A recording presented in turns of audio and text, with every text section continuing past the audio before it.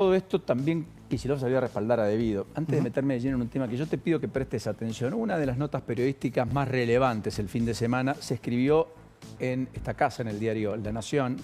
En la home aún sigue subida. Lo hicieron Andrés López y Juan Carlos Jalac, que está aquí con nosotros, Juan Carlos Jalac, economista. Respecto a un hecho que a mi gusto es muy impactante, porque todo el mundo habla de la energía, habla del campo adicional que la energía nos va a dar, habla del campo adicional que la minería y sus distintas producciones metalíferas le podrían dar a la Argentina en los próximos 5 a 8 años. Y entonces ahí muchos dicen, bueno, eso va a terminar con la pobreza estructural de la Argentina. Y algunos plantean, pero cuidado, ¿eso alcanza como motor de desarrollo? Vaca Muerta y minería garantizan ese desarrollo sostenido. Es más, el título era este: ¿podemos ser Australia o Noruega con nuestros recursos extractivos?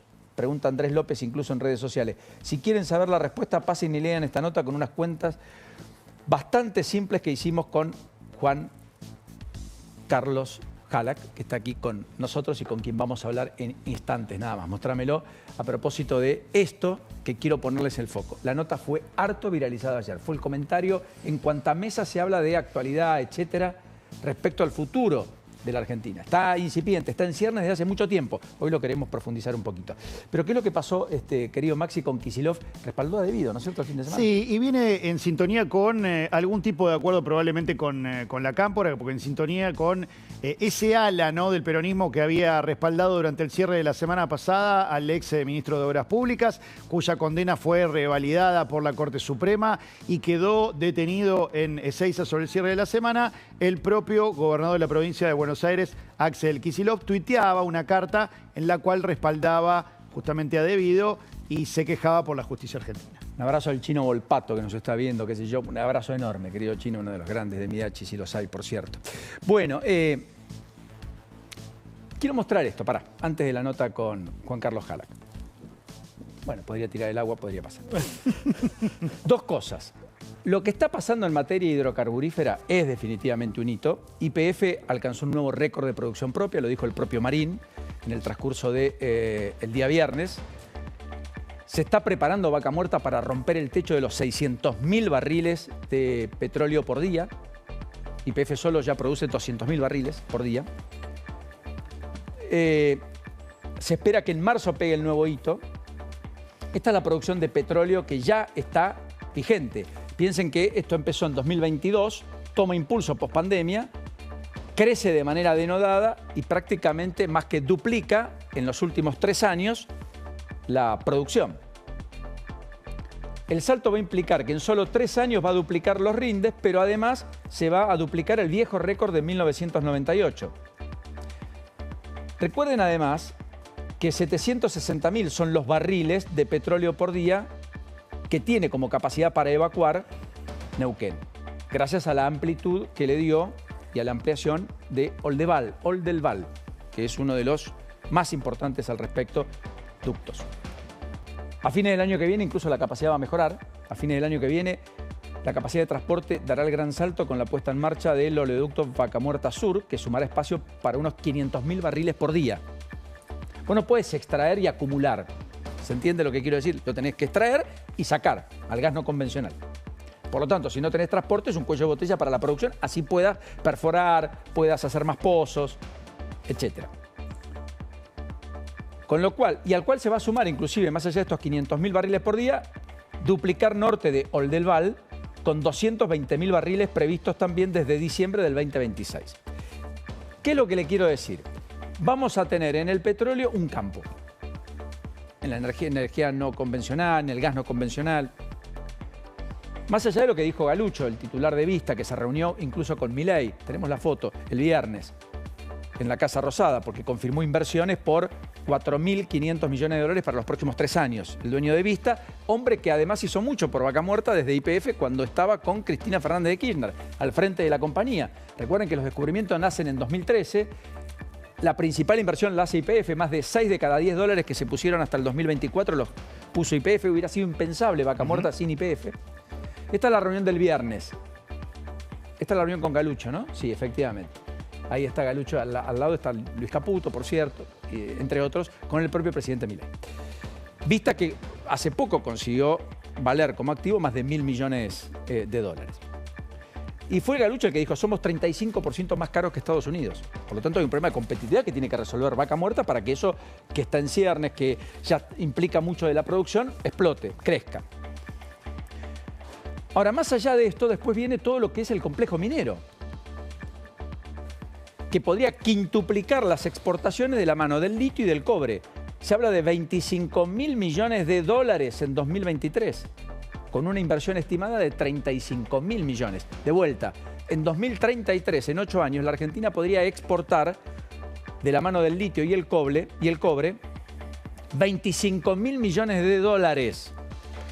Esto es 5 veces lo que exporta hoy. Hoy la minería pesa menos del 1% del Producto Bruto y aporta menos del 6% de las exportaciones. El país podría suministrar hasta 20% de la oferta global de litio hacia el 2033, o sea, 1 de cada 5. Y es probable que represente el 14% del total de las exportaciones mineras. Más de 1 de cada 7 dólares surjan del litio, de lo que exportemos en minería en 2033. Entonces, claro, todo el mundo dice, bueno, mira, con estos 2 motores, más el campo, no hay manera, la Argentina no puede chocar aunque quieras. Si hay una administración medianamente responsable, no la mejor de todas, medianamente responsable, la Argentina va a tener suficiente solvencia, va a acumular reservas, va a tener dólares, que hoy les faltan, que les faltan desde hace mucho tiempo, y viene una nueva década dorada. Y eso va a derramar y por lo tanto va a convertir al país en un país en vías de desarrollo con un potencial enorme y probablemente ser un país desarrollado en los próximos 15 años, o 20, no importa. ¿Qué plantean Juan Carlos Jala, que está con nosotros, y Andrés López? Bueno, cuidado, porque eso que va a venir, que probablemente ocurra en una alta perspectiva, quizás no alcance para ese desarrollo sostenido, porque hay otras cosas que hay que hacer. Juan Carlos, ¿cómo le va? ¿Qué tal, Paulino? Muchas gracias por la invitación. Perdón por esta introducción, creo que fue larga, etcétera, pero quería tomarnos un ratito, a mí es oro en polvo para poder pensar juntos. Usted es economista, ¿verdad? Sí. El planteo es muy nítido, muy claro. Hay una parte de la Argentina que dice, mirá, viene la minería, viene Vaca Muerta, viene el hidrocarburo, más el campo, no hay vuelta. Apostá, Argentina vale la pena. ¿Ustedes por qué le ponen un asterisco o un signo de interrogación? Mira, lo principal que hacemos es mostrar un gráfico, nada más con datos. Eso es lo más fuerte de lo que... Eso solo habla. Porque ¿qué cuenta hacemos? Todo lo que dijiste, que es verdad. Tomamos nosotros las proyecciones de todo lo que se espera, de las proyecciones optimistas de petróleo, de gas. Tomamos que todos los proyectos mineros hoy existentes que se concretan y que se extrae lo que se proyecta se podría sacar. Y claro, ¿y qué cuenta hacemos? Vos agarrás los países y hacés esta cuenta. ¿Qué exportan hoy de bienes basados en recursos naturales?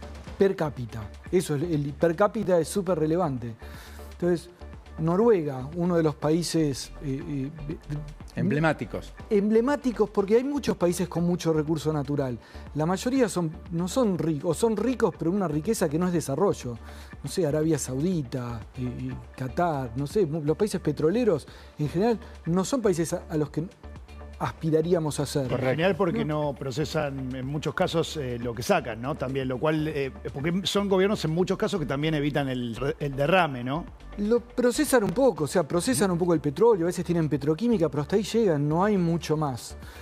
Y entonces, claro, no tiene una estructura productiva más diversificada y además gasta mucho en consumo, ¿no? Las fastuosidades que vemos es de esa plata.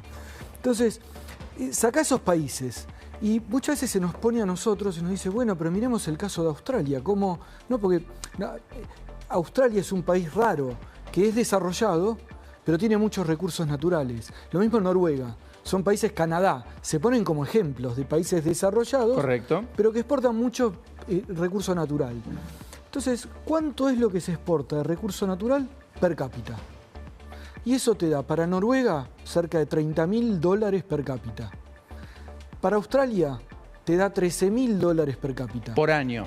por año. O sea, cada habitante debería recibir, o mejor dicho, las exportaciones son por valor de $13.000 o $30.000 por habitante por año. Te da una idea más o menos de cuánto es por habitante, porque al final todo eso, por los canales que sean, terminan, ¿no?, del gasto del gobierno que cobra de ahí, de las empresas que contratan a otras, pero todo más o menos. Correcto, para tener una muy bien. dimensión, ¿no?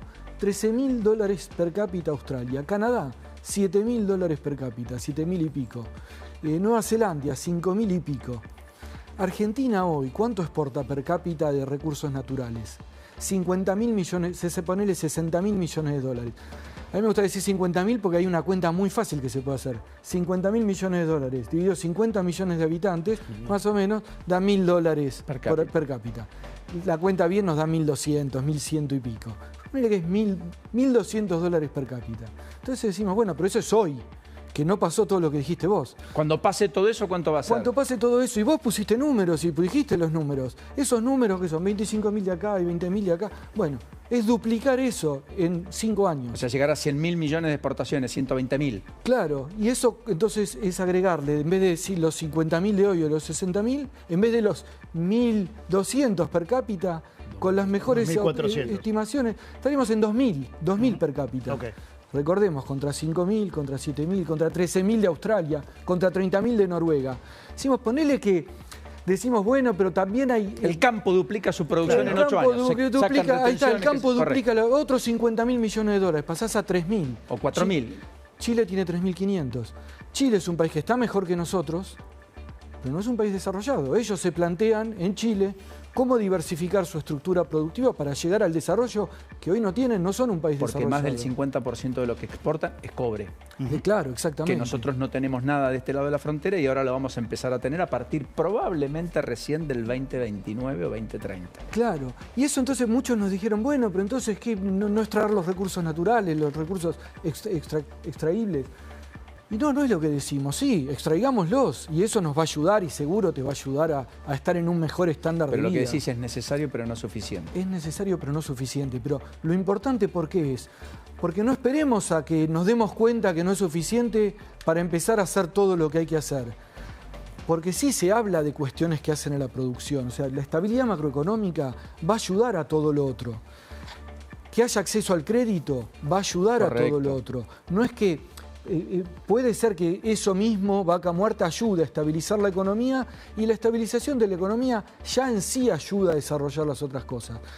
Pero desarrollar las otras cosas necesita mucho más que eso. Necesita políticas de todo tipo, de promoción comercial, de calidad, de innovación, un montón de áreas que hoy están desatendidas. Sí, educación, ¿no? Porque primero hay que formar También. para los Y puestos obvio- de...